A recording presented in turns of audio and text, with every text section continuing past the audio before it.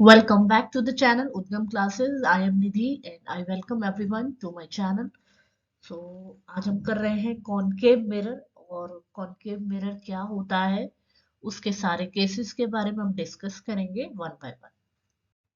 आ जाइए copy pen उठा लीजिए और मेरे साथ सीखिए कि कॉनकेव मिरर में इमेजिनरी लाइंस क्या-क्या होती हैं। तो सबसे पहले तो इसकी जो शेप होती है कुछ आपको केव जैसी नजर आएगी, ठीक है। केव जैसी नजर आएगी। यहाँ पॉलिश होता है, ऊपर की तरफ इसमें पॉलिश होता है।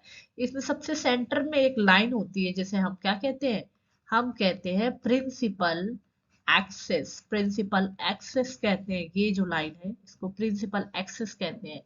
क्योंकि हम जानते हैं कि ये मिरर एक स्फेयर का पार्ट होता है, तो यहाँ पर एक सेंटर मिलता है, इसको हम कहते हैं centre of curvature. Centre of curvature. अब ये सेंटर ऑफ कर्वेचर हो गया। ये सेंटर ऑफ कर्वेचर से जो लाइन जाती है यहां तक, मिरर तक, इसको हम रेडियस कहते हैं। और इस पर्टिकुलर पॉइंट को हम पोल कहते हैं, पोल। ठीक है, पोल कहते हैं इसको। पी से रिप्रेजेंट करते हैं, पी से। और यहां से लेके सेंटर ऑफ कर्वेचर तक का जो डिस्टेंस होता है उसको रेडियस कहते हैं।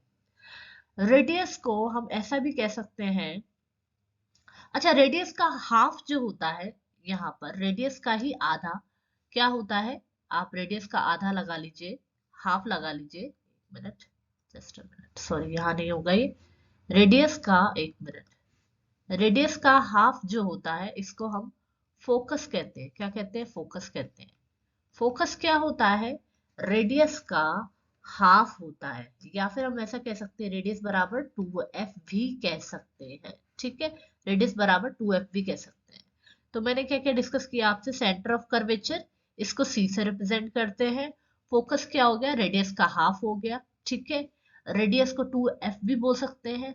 ठीक है, और f फॉर फोकस, f क्या होता है, फोकस होता है। ठीक है, ये सभी इमेजिनरी लाइंस हैं जो मिरर पे हमें पढ़नी होती है, सीखनी होती है, कि ये जानने के लिए कि इमेज कहाँ बनेगी, कैसी बनेगी, वो सभी जानने के लिए।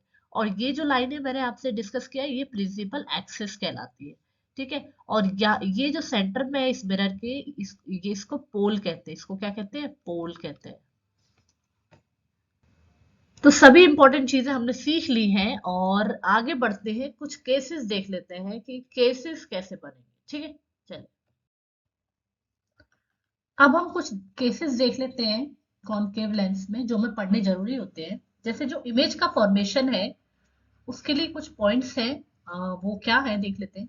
तो अगर आपका जो ऑब्जेक्ट है वो इंफिनिटी पे रखा हुआ है, ठीक है, जैसे यहाँ पर मिरर मैंने दिखाया हुआ है, ये कॉनकेव मिरर, और ये इंफिनिटी मान लेते हैं, ये वाला पॉइंट क्या है, इंफिनिटी है, यहाँ पर रखा हुआ है, तो इमेज का फॉर्मेशन कैसे होगा। तो हम देख रहे हैं कि दो पैरेलल रेज को निकालना बहुत जरूरी होता है एक पर्टिकुलर, एक प्रॉपर इमेज फॉर्मेशन के लिए।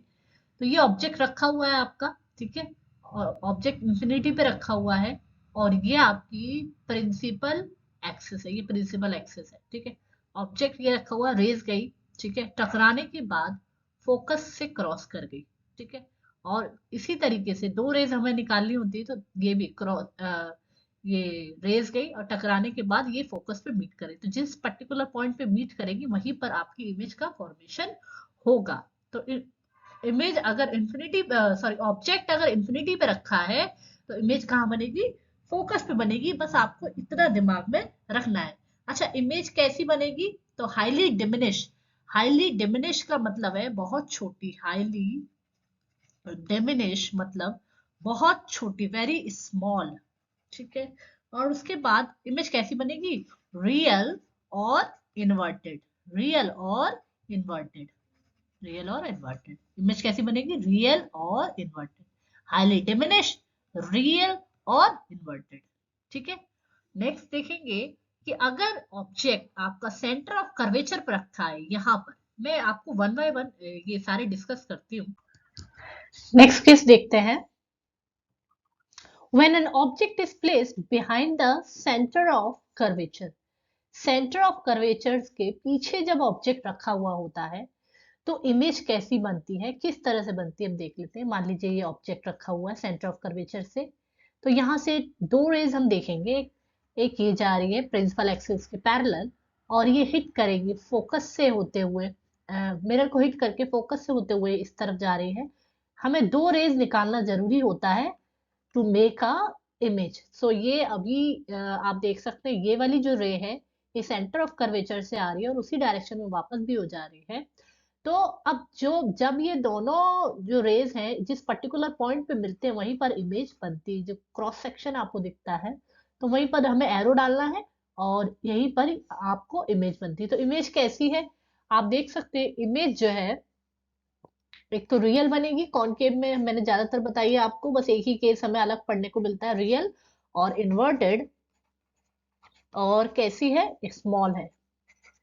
इमेज कैसी है, स्मॉल है कंपेयर टू ऑब्जेक्ट। ऑब्जेक्ट के कंपैरिजन में जो इमेज है वो स्मॉलर है और इन्वर्टेड है। देख सकते हैं आप, पैरेलल एक्सिस के अपोजिट में बन रही है, ठीक है। और ये रहा आपका ऑब्जेक्ट। नेक्स्ट केस देखते हैं। अगर आपका ऑब्जेक्ट सेंटर ऑफ कर्वेचर पे रखा हुआ है तब क्या होगा। तो हम देख लेते हैं कि दो रेज निकालनी पड़ेंगी हमें यहाँ से भी। तो ये देखिए, ये जो रेज आ रही है इसने मिरर को हिट किया है, फोकस से क्रॉस की है, और उसी के साथ दूसरी जो रे है वो भी आपकी, वो जहां पर ये दोनों मीट करेंगी रेज, इस पर्टिकुलर पॉइंट पे ही मीट कर रहे हैं, तो इसकी इमेज सेंटर ऑफ कर्वेचर पे ही बनेगी, ठीक है। और दोनों ने फोकस से क्रॉस किया है, ठीक है। तो अब इमेज कहाँ बनेगी, इस पर्टिकुलर पॉइंट पे।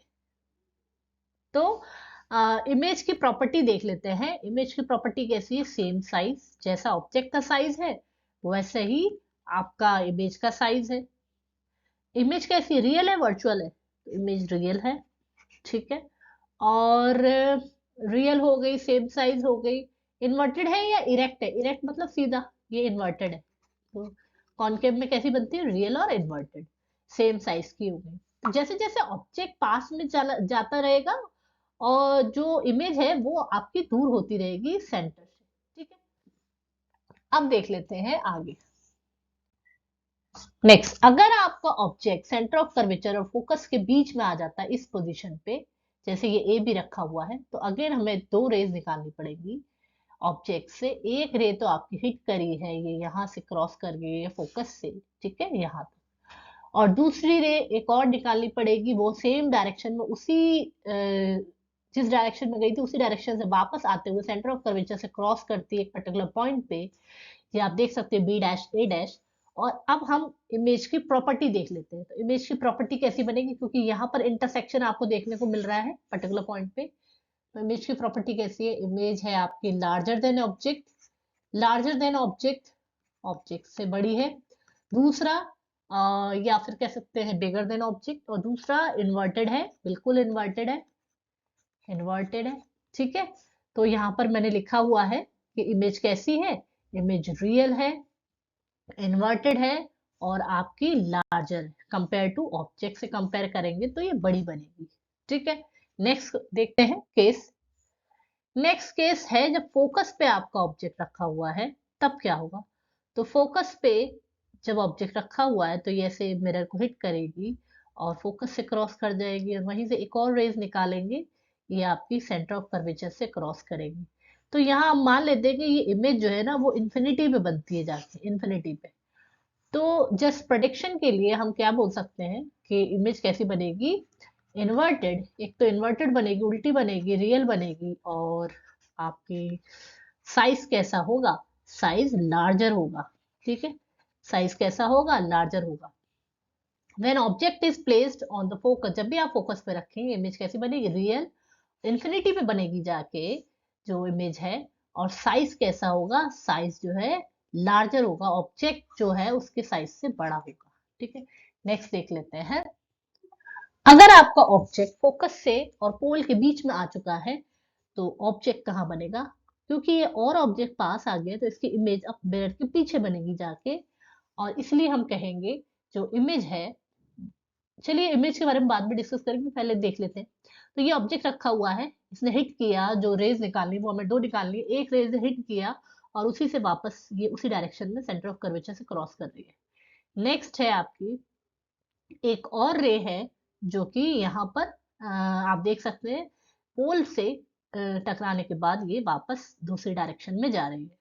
अब इनकी वर्चुअल लाइनें हम जहां पर भी मिलाएंगे, क्योंकि यहाँ आगे तो हमें दिख नहीं रही मिलते हुए, तो ये पीछे जहां भी मिलेंगी जाके, जहां पे भी ये एक दूसरे को हिट करेंगी, क्रॉस करेंगी, वहीं पर हम ऑब्जेक्ट फॉर्मेशन इमेजिन करेंगे, बनाएंगे इस तरीके से। तो ये देखिए ए डैश बी डैश, ये ऑब्जेक्ट आपका ए बी था, मिरर के पीछे बन रही है इमेज। ये एक स्पेशल केस है, ठीक है। अब इसमें इमेज कैसे बनेगी, वर्चुअल, और इरेक्ट मतलब सीधी बनेगी। वर्चुअल मतलब स्क्रीन पे नहीं मिलेगी, और साइज कैसा होगा, साइज बड़ा होगा, साइज लार्जर होगा आपका, ठीक है। तो यहाँ लिखा हुआ when an object is placed in between focus और पोल के बीच में ऑब्जेक्ट रखोगे तो आपको इमेज कैसी मिलेगी, वर्चुअल मिलेगी। मिरर के पीछे चली जाती है तो वर्चुअल, और सीधी इरेक्ट, और सेम साइज कैसा होगा, सेम नहीं होगा, साइज होगा लार्जर। भाई लार्जर होगा, साइज कैसा होगा, लार्जर होगा। Thank you everyone, thanks for watching my video and stay connected उद्गम क्लासेस, और जुड़े रहिए मेरे साथ इस तरीके की जानकारी के लिए। धन्यवाद, थैंक्स फॉर वॉचिंग।